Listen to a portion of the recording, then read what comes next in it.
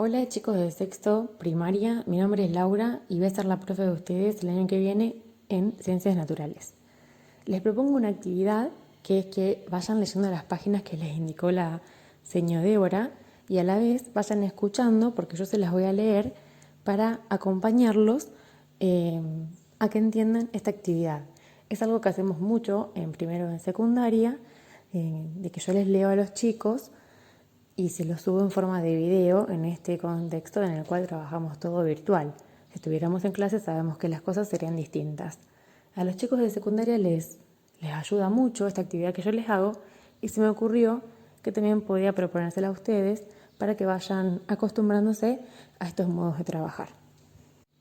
Bueno, vamos a comenzar con la lectura de ¿qué es una especie? ¿Sí? Así que les propongo que todos estén con el libro en esa página y de no ser así, pausen el video, vayan a buscarlo y síganme con la lectura, ¿sí?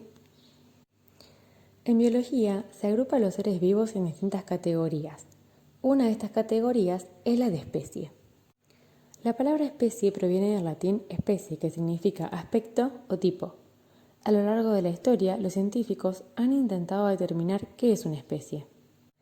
Así surgieron distintas definiciones sobre la base de distintos criterios, como por ejemplo el aspecto o la capacidad de reproducirse. Concepto biológico de especie. De acuerdo con esta definición, una especie es un conjunto de seres vivos que se reproducen entre sí y que al hacerlo generan nuevos individuos que también pueden reproducirse.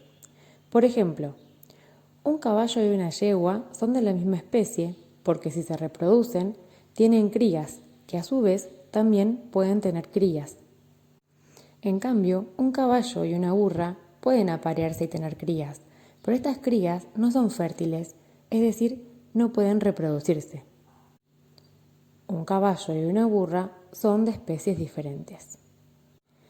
El problema de esta definición de especie es que no puede aplicarse a seres que se reproducen asexualmente, como la mayoría de los microorganismos. Tampoco a organismos extintos, como los fósiles, ya que no se puede observar si dos tipos de seres vivos extintos tenían descendencia fértil o no.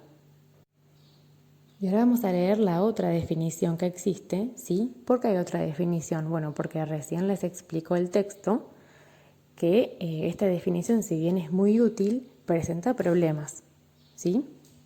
Bueno, más que problemas les podríamos decir limitaciones, tiene sus limitaciones. Entonces a veces, cuando un concepto no nos alcanza, podremos reformular otro que no necesariamente es contrario al anterior, sino que a veces, y la mayoría de las veces, lo complementa y nos ayuda a entender mejor. Vamos a leer el concepto morfológico de especie. Según esta definición, una especie es un conjunto de individuos que comparten características morfológicas o estructurales, como la forma y el tamaño del cuerpo, su aspecto, el color de su plumaje o su pelo, entre otras. Bueno, acá hago una pausa, ¿sí? ¿Qué es esto de características morfológicas? Morfología se refiere a la forma, morfológica, ¿sí? A las formas, al aspecto, ¿sí? Y luego se los ejemplifica, como por ejemplo, la forma, el tamaño del cuerpo, el pelo, el plumaje. Es muy posible que si yo veo a dos animales porque es lo más sencillo de ejemplificar, ¿no?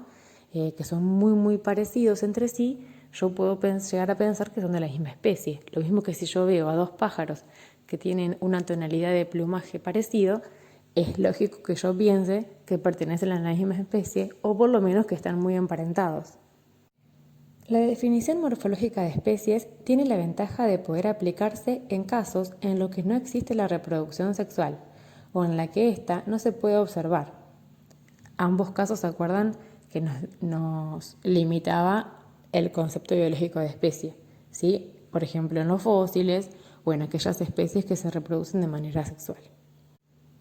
Sin embargo, siempre que se pueda observar o tener pruebas de la reproducción sexual de una especie, prevalece el concepto biológico para definirla. Bueno, muy bien, ¿qué nos quiere decir esto? Tenemos dos definiciones de lo que significa una especie. El concepto biológico ustedes saben que la biología hace referencia a la ciencia que estudia los seres vivos, ¿sí?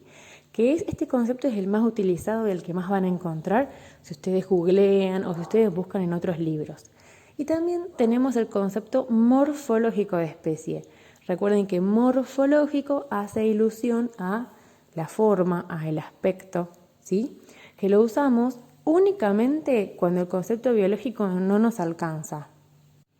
Es decir, que es un concepto, digamos, como secundario, ¿sí? No contradice al concepto biológico, sino que lo complementa.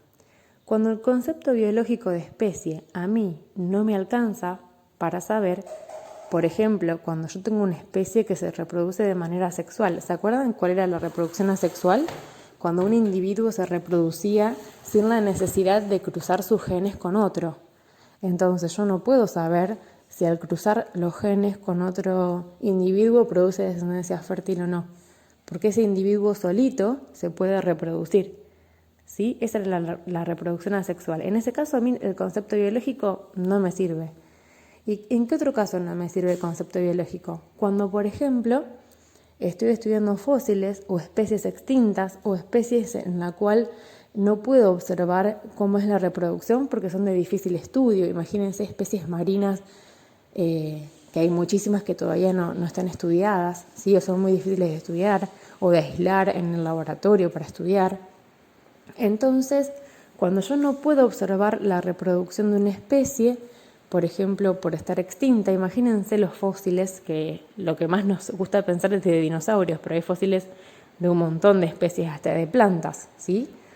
Yo no puedo saber si se va a reproducir con otro individuo, si es de la misma especie o no, porque ya está extinto. Entonces, lo que hago es más o menos utilizar la morfología, su aspecto, las nervaduras de la hoja, o el hueso de la cadera que se encontró, o el hueso de, no sé, un diente perdido que se haya encontrado, y morfológicamente lo voy a emparentar con lo que haya más parecido a él, ¿sí?